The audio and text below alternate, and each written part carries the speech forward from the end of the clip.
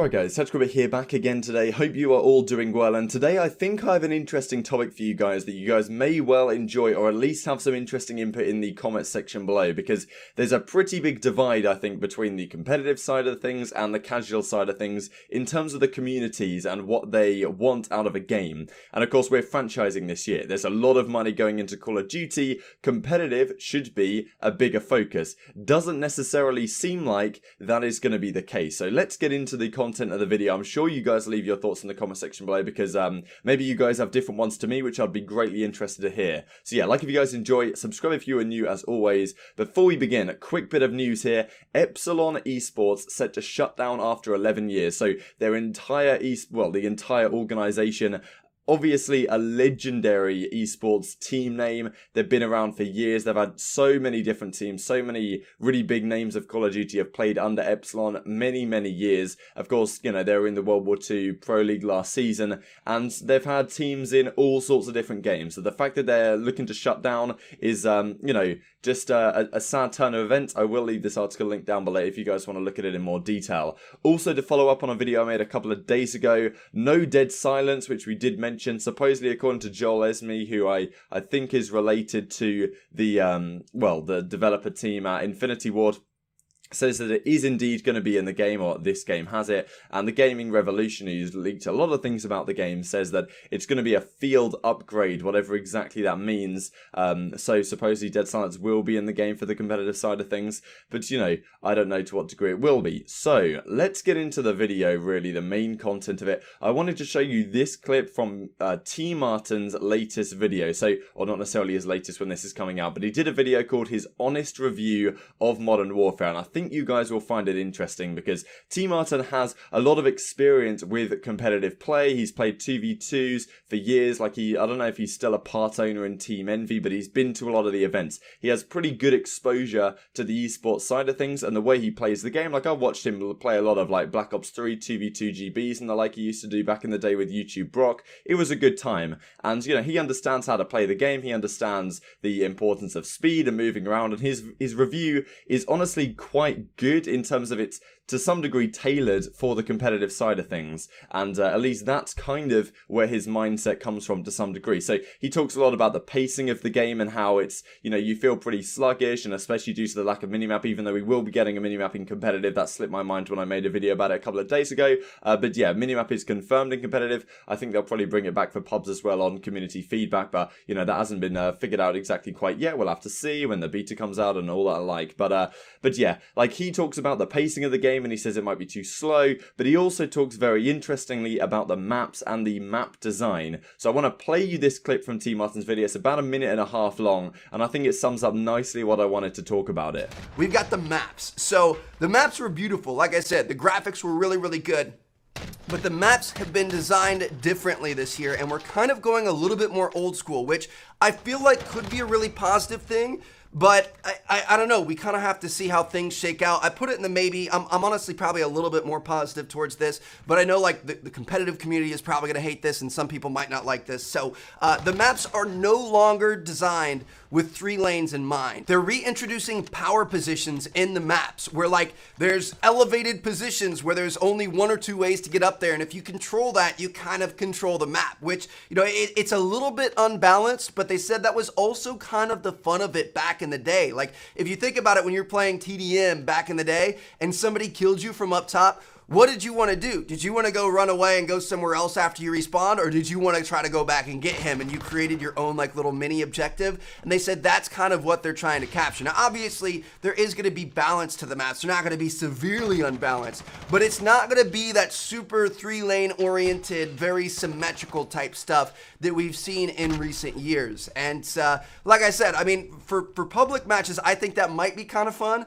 For competitive, I think people are going to be really upset, but it's going to be interesting to see. So, making maps that have power positions and no longer 3-lane map design. Now, what games does this remind you of? Let's cast our minds back, because of course, you know, a lot of people would consider the best competitive games of all time to be, I don't know, like Black Ops 2, I guess, Black Ops 3, some of these games.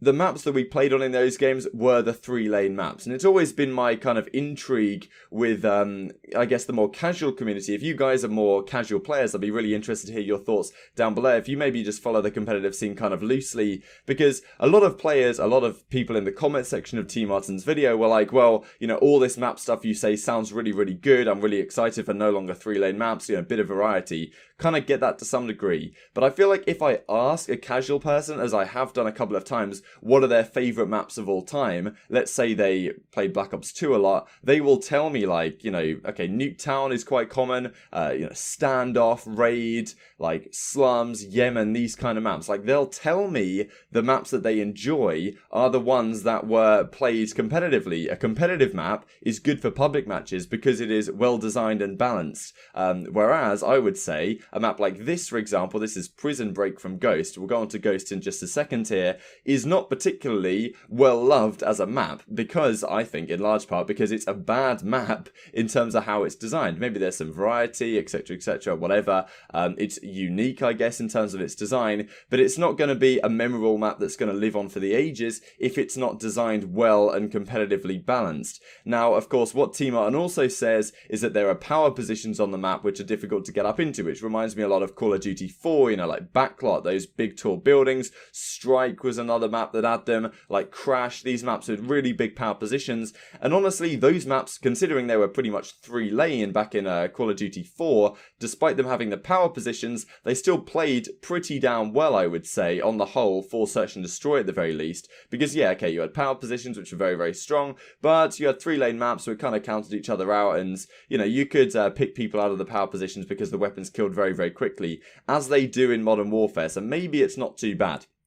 But, like, back in the Black Ops 2 days, a lot of the casual side of people were saying that, you know, we really want the maps to switch things up. So let's have a look through here, the Call of Duty Ghosts maps, and see exactly what you guys thought of them. Because from my perspective, the best maps in Ghosts were the ones designed in the most traditional manner. And as T Martin says, this may not be good for competitive, and he doesn't think the competitive community is going to like it. And honestly, this is a massive deal, because the maps make the game. And in Ghosts, I think we got lucky in that there was a few maps in the game that were designed in a 3-lane traditional manner, and they all were very good in my opinion. Whereas if it's the same story again and we only have a few maps designed in a traditional, actually competitively viable fashion, then they might not be so good, and then we'll have a situation where we're playing on maps that are very unbalanced and just don't play well at all. So I am worried and quite concerned about the situation with the maps, because typically when we play a beta or whatever in the past,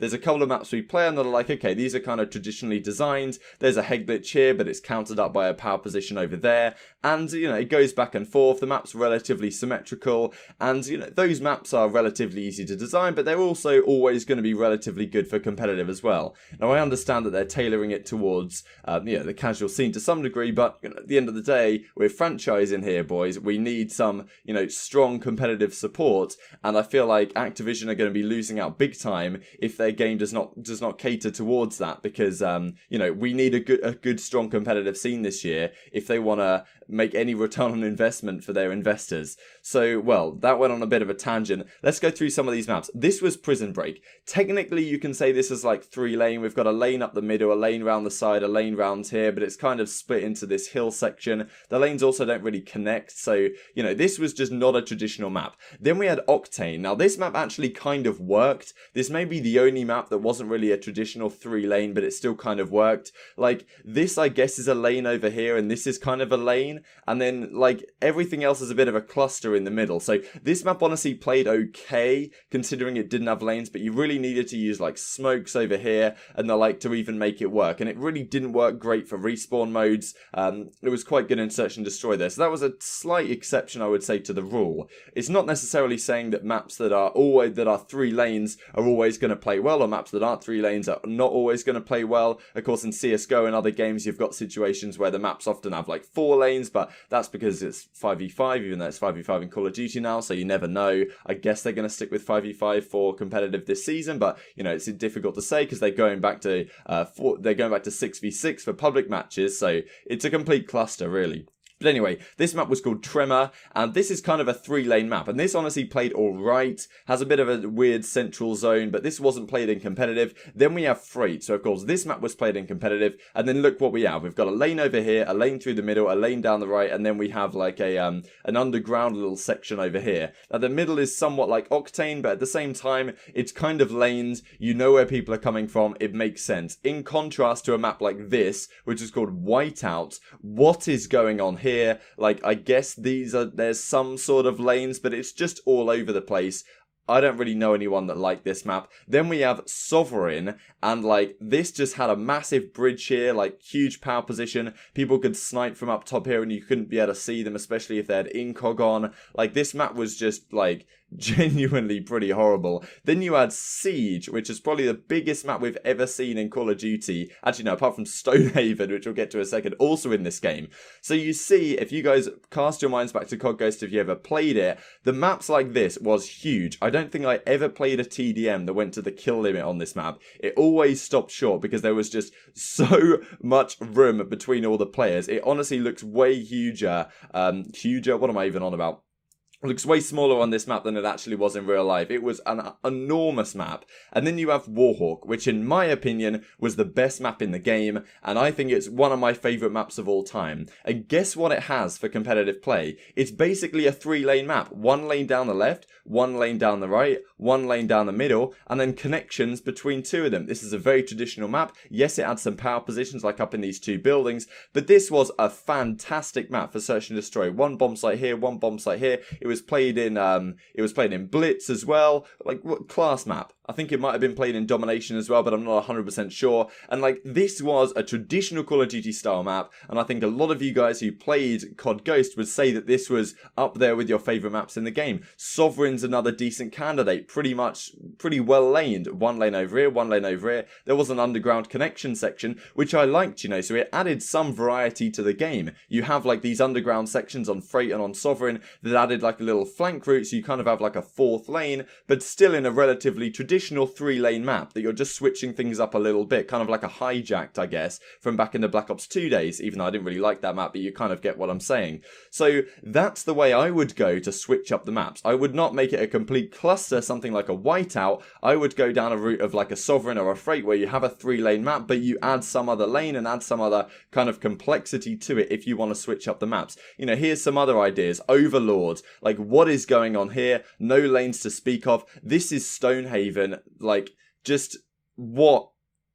Like, I was just mind blown when I saw this. Like, no words. And then you've got Chasm, similar story. Like, what actually is going on with the map design here? I don't know what they were thinking, to be honest with you, and I just hope we don't get this kind of stuff back. Same developer, of course, in Infinity Ward. This was Flooded, which wasn't too bad, but again, it had like 1 massive lane down the middle. Everything else was a bit of a cluster. You know, Strike Zone was a remake of Dome, which actually was a decent map, because look, you kind of got 1 lane down the middle, 1 like ring around the edge, and then 1 lane through here. So this is kind of like a Dome-esque, Nuketown-esque kind of traditional style map with a circular route on it, which honestly played quite well. And apart from that, like, nothing else was that good. And this was Freefall, if you remember, the pre-order bonus, which was also just an absolute cluster and completely tragic. So I think we got lucky in Ghost that there was maps like Warhawk and maps like Sovereign that actually played well for competitive, because there was no chance we were going to be playing on Sovereign. I think maybe I said that wrong.